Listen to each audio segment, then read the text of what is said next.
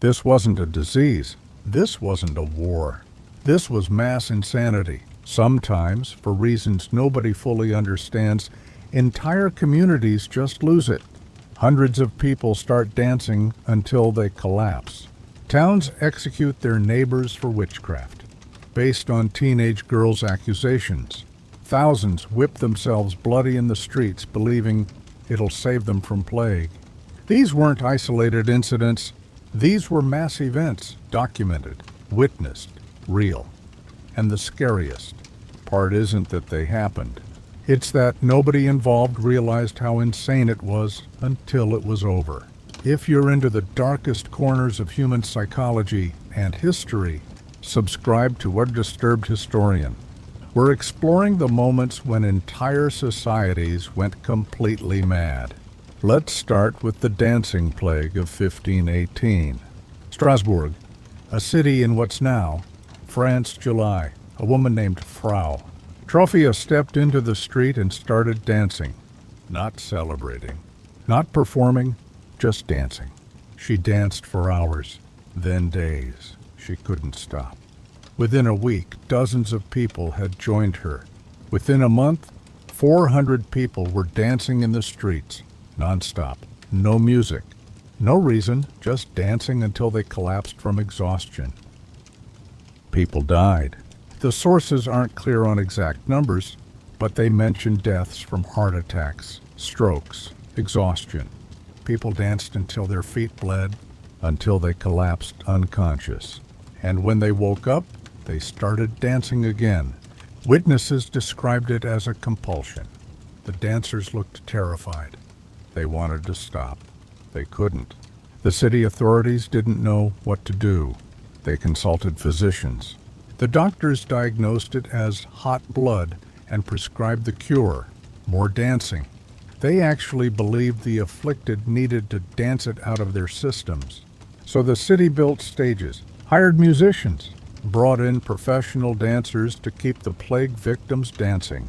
They thought encouraging it would exhaust the condition faster. It made things worse. The dancing continued for weeks. Some people recovered. Others danced themselves to death. Eventually, the plague burned itself out.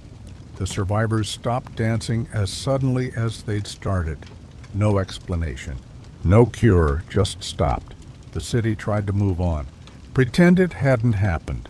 But 400 people had spent a month dancing uncontrollably in the streets, and some of them had died doing it. Modern theories suggest mass psychogenic illness, stress-induced hysteria. Strasbourg in 1518 was a nightmare, famine, disease, poverty everywhere. People were starving, watching their children die, living in constant fear. That kind of sustained stress breaks minds. And sometimes, when one mind breaks publicly, others follow. The dancing became contagious not because of disease, but because of shared psychological trauma finding a bizarre outlet. But that explanation, while logical, doesn't capture how absolutely insane it must have been to witness. Your neighbor starts dancing, can't stop. Days pass. Dozens more join. Then hundreds. The streets are full of people dancing themselves to death. And the city's solution is to hire musicians. That's not rational response to crisis. That's collective madness trying to solve collective madness. The dancing plague wasn't unique. Similar outbreaks happened across Europe during the medieval period. Different cities, different years. Always the same pattern. One person starts, others join. It spreads like infection. Then it stops. The phenomenon was real enough that it was documented multiple times by different sources. This wasn't legend. It was recurring mass hysteria. The Salem witch trials were a different kind of mass insanity. Salem Village, Massachusetts, 1692. It started with two girls, Betty Paris, age 9, Abigail Williams, age 11. They started having fits, screaming, throwing things, contorting their bodies. The local doctor examined them and, finding no physical cause, concluded they were bewitched. That diagnosis destroyed the town. The girls accused 3 women of witchcraft: Tituba, a slave; Sarah Good, a homeless beggar; Sarah Osborne, an elderly woman who'd stopped attending church. The perfect targets. People already suspicious or disliked. They were arrested, interrogated. Tituba, probably tortured or threatened, confessed. Said there were other witches. That confession opened the floodgates. More accusations. More arrests. The girls' fits continued. They'd scream and point at people in court, claim the accused were sending specters to torment them. The accused had no defense. You can't disprove spectral evidence. If a teenage girl says your invisible spirit attacked her, how do you prove it didn't? The trials accepted spectral evidence as valid. That decision was a death sentence for anyone accused. The accusations spread like disease. Neighbors accused neighbors. Families turned on each other. Anyone could be accused. Age didn't matter. Status didn't matter. If the afflicted girls pointed at you, you were arrested. Over 200 people were accused. 30 were found guilty. 19 were hanged. One man, Giles Corey, was pressed to death with stones for refusing to enter a plea. He was 80 years old. They piled rocks on his chest until he couldn't breathe. It took 2 days to kill him. His last words were more weight. The trials became a mechanism for settling grudges. Didn't like your neighbor?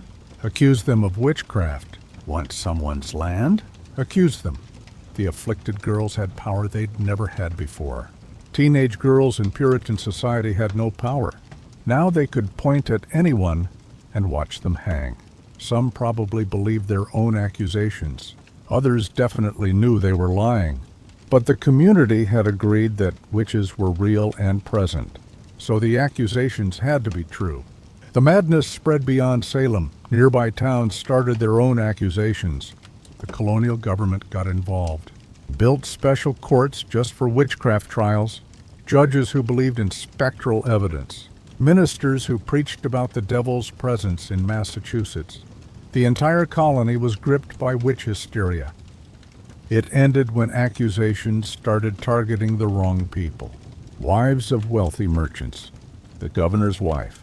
Suddenly, the educated elite realized the trials were out of control. Spectral evidence was banned. The remaining accused were released. The colony moved to distance itself from the trials, but 20 people were already dead. Dozens more had their lives destroyed. Families were shattered. The community was traumatized. And the afflicted girls? They mostly disappeared from history. A few apologized years later, said they'd been mistaken or misled. But you can't apologize your way out of causing 20 executions. Some of the girls probably carried that guilt forever. Others probably convinced themselves they'd been right, that the accused really were witches, and the community had just lost its nerve. The Salem trials are famous, but they weren't unique. Witch trials killed tens of thousands across Europe over several centuries. Salem was just unusually well documented, and happened late enough to seem shockingly recent. The pattern was always the same: accusations, confessions extracted through torture, executions, and entire communities convincing themselves that murdering their neighbors was righteous. The flagellants were a different expression of mass insanity. During the Black Death in the 14th century, Europe was dying. A third of the population gone, maybe more in some regions. Bodies rotting in streets, entire villages empty. People watched their families die horrible deaths and had no explanation. Medicine couldn't help. Prayer seemed useless. So some people decided God was punishing humanity for sin, and the only solution was extreme penance. The flagellants formed groups, hundreds strong. They'd march from town to town, whipping themselves. Not symbolically, brutally, leather whips tipped with metal. They'd strip to the waist and lash their own backs until blood ran. They'd do this publicly, in town squares, sometimes twice a day. They believed their suffering would convince God to lift the plague. The movements followed rituals. They'd march in formation, sing hymns, then stop and flagellate themselves for hours. The whipping would tear skin, leave permanent scars. Some died from infection or blood loss, but more kept joining because the plague wasn't stopping, and people were desperate for any solution that might work. The flagellants believed they were holier than the church. They didn't need priests or sacraments. Their suffering was direct communication with God. This made them dangerous to church authority. The Pope condemned them, ordered them disbanded, but they kept growing.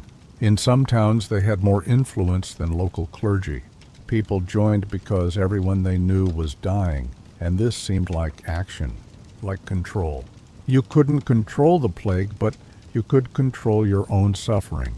The movement spread across Europe, Germany, France, Low Countries, thousands of people whipping themselves bloody in coordinated public displays.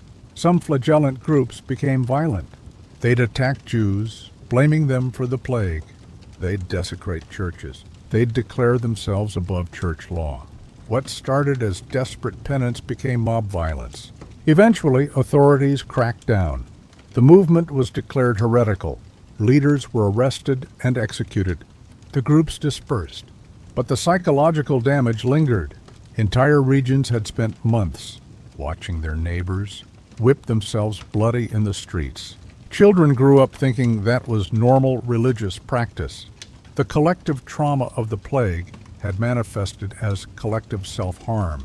Roman crowd executions were institutionalized mass madness. The Colosseum could hold 50,000 people. They'd pack in to watch criminals, prisoners of war, and Christians torn apart by animals or killed by gladiators. This wasn't private punishment. This was public entertainment. Families attended. Children watched. People cheered as human beings were dismembered. The Romans didn't see it as madness. They saw it as justice, as religious sacrifice, as entertainment. The condemned weren't really people anymore. They were criminals, enemies. Their deaths served the state, reinforced social order, pleased the gods. The Romans had rationalized mass killing so thoroughly that it became a beloved pastime. The executions were elaborately staged. Condemned prisoners would be forced to reenact mythological deaths. Someone playing Icarus would be burned alive. Someone playing Orpheus would be torn apart by bears. The crowd knew these myths, recognized the references, appreciated the theatrical elements while watching real people die in agony. The Colosseum Games lasted for centuries. Thousands of people died for entertainment. Emperors who provided spectacular games were popular. The crowds demanded blood. If the deaths weren't creative enough, they'd riot. The entire society had normalized industrial scale, killing as a form of public bonding. Families attended executions the way modern families go to movies, and this wasn't seen as barbaric at the time. It was culture, civilization. The Romans considered themselves the most advanced society on earth, while feeding people to lions for applause. They built architectural marvels to make killing more efficient and visible. They developed complex logistics to transport exotic animals and condemned prisoners from across the empire to die in scheduled performances. When Christianity became the Roman state religion, the games were gradually phased out, not immediately, not because of sudden moral revelation, but slowly, as Christian emperors became uncomfortable with the contradiction between their faith and the mass. Killings. The last recorded gladiatorial combat was in 404 CE, over 400 years of public executions as entertainment, generations of Romans who never questioned it. The Tanganyika laughter epidemic of 1962 shows that mass hysteria isn't just historical. A boarding school in Tanganyika, now Tanzania. 3 girls started laughing, couldn't stop. Within hours it spread. Dozens of students laughing uncontrollably, crying, unable to breathe. The school shut down, sent students home. The laughter spread to their villages, to other schools. Over 1,000 people were affected over several months. This wasn't joy. The victims described it as painful, terrifying. They wanted to stop. They couldn't. Some laughed for hours, days. They couldn't eat, couldn't sleep. Some experienced pain and fainting. Medical examinations found nothing physically wrong. It was mass psychogenic illness, stress and anxiety spreading through social loss, networks, and manifesting as uncontrollable laughter. The epidemic eventually burned out. Victims recovered. Schools reopened, but for months, a significant portion of a region's population had been incapacitated by uncontrollable laughter, modern, documented, witnessed by medical professionals who had no explanation beyond mass hysteria. The Halifax slasher. Panic of 1938 shows how mass hysteria creates threats that don't exist. Halifax, England. Reports started circulating of a mysterious attacker with a mallet and razor, slashing people in the dark. Panic spread. People reported attacks. Described the attacker. Police investigated. Patrols increased. The entire town was terrified of the Halifax slasher, except he didn't exist. The attacks were imagined, self-inflicted, misidentified accidents. The panic was real. The threat wasn't. People had convinced themselves there was a slasher, so they saw evidence of him everywhere. Every unexplained injury became an attack. Every shadow became the attacker. The fear fed itself. Police eventually figured it out. Arrested people for making false reports. The panic collapsed. People realized there had never been a slasher. They'd terrorized themselves. Created a monster out of fear and rumor.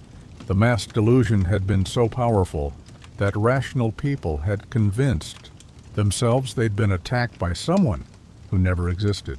These events have common elements: stress, fear, uncertainty. A population under pressure finds an outlet, and that outlet spreads. One person's breakdown becomes contagious. The behavior looks insane from outside, but from inside, it makes perfect sense. Everyone else is doing it. Authority figures validate it. Stopping would mean admitting you were wrong, which is harder than continuing. Mass hysteria is democratic. It doesn't care about education or intelligence.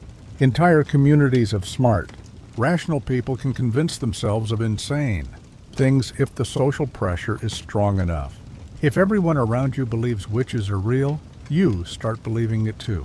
If everyone is dancing, you dance. If everyone is whipping themselves, you join in.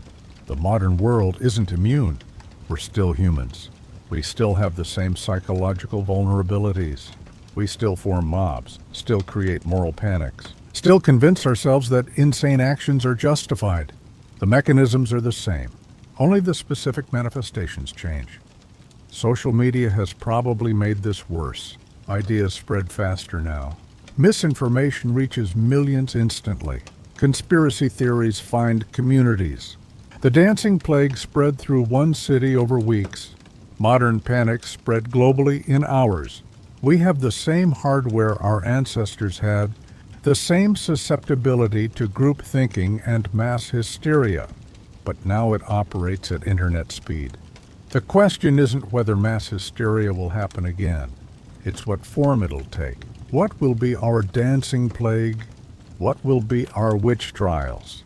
What collective insanity are we participating in right now that future generations will read about in horror? Because that's the pattern. Every generation thinks they're rational, thinks their ancestors were superstitious fools. Then they participate in their own mass madness. They whip themselves or burn witches, or dance themselves to death or create phantoms to fear. And they don't realize it's madness until it's over. The Salem judges thought they were fighting evil. The flagellants thought they were saving souls. The Romans thought they were maintaining civilization. The dancing plague victims thought they were compelled by forces beyond control. None of them saw themselves as participants in mass insanity. They saw themselves as responding rationally to their circumstances. That's what makes these events so disturbing. Not that they happened, but that they made sense to the people involved. That entire communities could participate in obvious madness and not recognize it. That looking back, it's clear they were insane. But in the moment it felt necessary, justified, normal. History is full of moments when humanity collectively lost its mind. When stress and fear and social pressure combined to create mass delusions. When people did things that seem impossible to believe. And the uncomfortable truth is that we're not different from them. We're not smarter or more rational. We're just living in a different time with different stressors. But the capacity for mass insanity? That's still there, waiting. The dancing plague ended. The flagellants disbanded. Every mass hysteria eventually burns out. Look around at what they've done. Try to move on. But the mechanisms that created those events don't disappear. How we form groups, how we respond to uncertainty. We take cues from each other because the alternative is being alone. Being the outsider, they weren't exceptions. Mass hysteria is a feature of human psychology. Not a bug. If anything, it makes it more disturbing. We know humans are capable of collective madness. The dancing plague wasn't a disease. The flagellants weren't holy. They were mass insanity, documented, real, and proof entire societies can convince is not only acceptable, but necessary.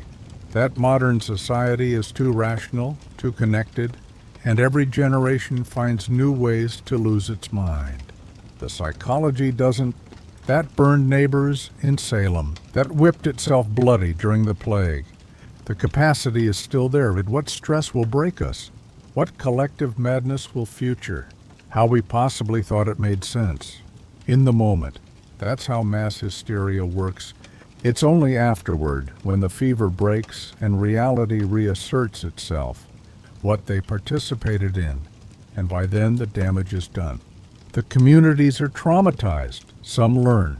Some just wait for the next outbreak of collective insanity.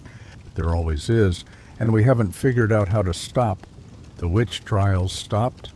The Roman games were shut down. People wake up. Feel horror or shame or confusion. Try to forget. They're built into how humans work.